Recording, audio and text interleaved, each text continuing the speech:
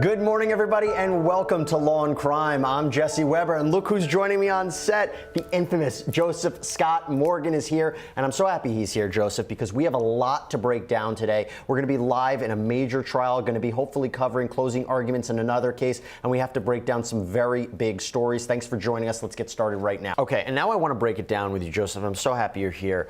You have covered, unfortunately, we have covered a number of shootings on this program together. I remember we covered Vegas. I believe we've also covered Parkland.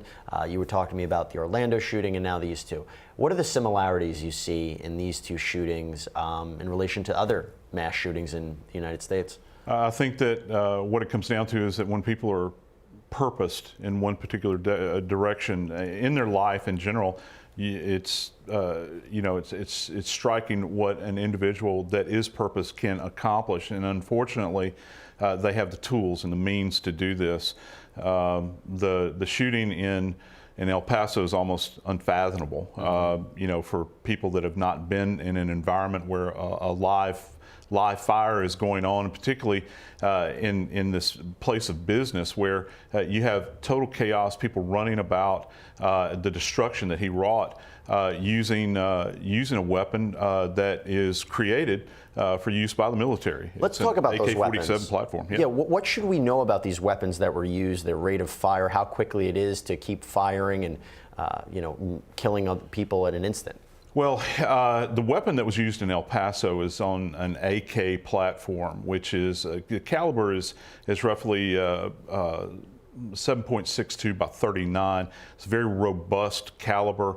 It's almost equivalent. It's in the neighborhood of like a .308 for people that are familiar with deer hunting and this sort of thing. It's a very robust round. The AK platform was originally developed by the Russians as their standard small arm that they were going to carry into battle. Chinese use it. They're made all over the world. I mean, you can find them. There were old Bulgarians, Yugoslavs. These weapons go back for years and years. They've been around, and boy, I tell you, when they're brought to bear, carnage follows. That's the El Paso one, right? That's the El Paso. So I think we have some surveillance footage of him going into the Walmart, and you see it right there. I mean, that is just horrifying. You're talking about that weapon that's being used, and that's just one. And then again, less than 24 hours later, we have this second shooter, and he is armed with a high caliber rifle as well. Correct? Yeah. He's using what's referred to as a .223 caliber weapon, which is more closely aligned with the M4 platform that we use in the U.S. military. 5.56 is in millimeters. And again, high rate of fire. You can bring a tremendous amount of power to bear. He was using what's called a dual drum clip with this. I think people may have seen images of it. Literally, he had a 100-round capacity in these magazines. So there was no escaping it. And these rounds, Jesse, will cut through thin metal.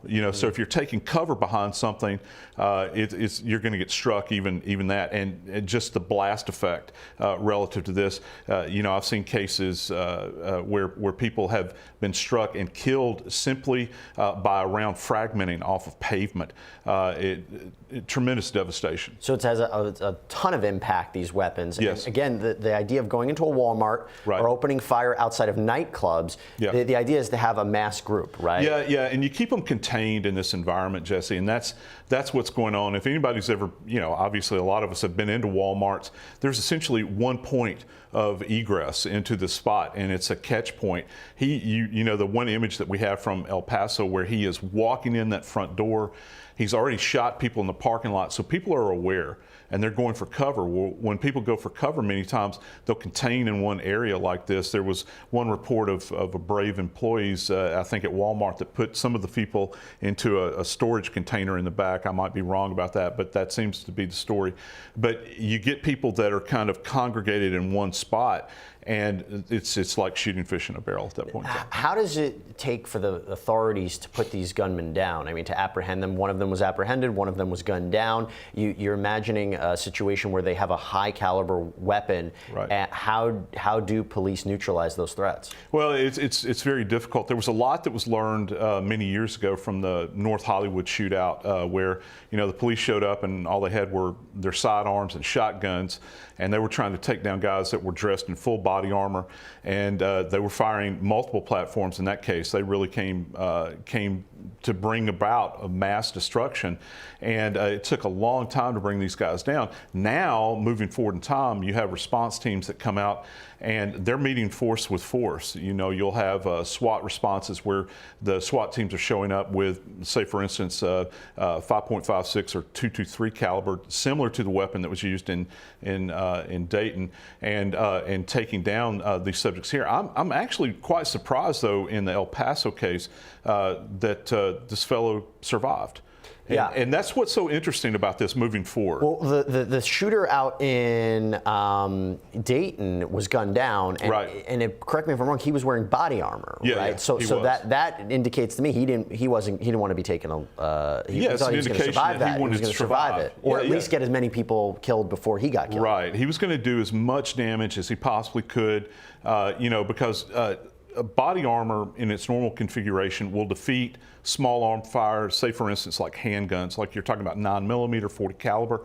But when you get into the range of like a .223 round, right, the high velocity round, it's not going to stop it. It'll be like a hot knife through butter most of the time. What if you were processing these crime scenes? What are you looking for? I mean, in a sense, don't we have the shooter? Don't we have one of them who was killed? I mean, what would you be looking for at these crime scenes to understand what happened? Well, from an investigative standpoint, I'm going to work from the perspective that even if I have the shooter that's down, I'm always going to work from the perspective that this is a prosecutable case. Right. Okay. Exactly. That there's other players involved. You always have to start off that way. It is extensive. I teach my students at university that many times you go into this total chaotic environment where it has been wrought, and it looks like just think about a 1,000-piece jigsaw puzzle that's just thrown into the air, yeah. And you've got multiple layers. You've got things like blood, body tissue, spent casings, which is little brass that comes flying out. You'll find projectiles that are just laying loose on the floor. Things that have been slammed into by the bullets, fragmented. You go to some place like Walmart, maybe canned items right. are literally exploded. It's just a horrible situation on multiple levels, and the idea that it happened in less than 24 hours, these two shootings, is just horrific. But yes. Joseph, thanks for coming on and talking about that. Stand by. We have a lot more to talk about today, including our live trial. And when we come back, we're going to talk about the closing arguments and the Hollywood Ripper case. That's going to be happening today. So stay tuned here on Law and Crime. We'll be right back.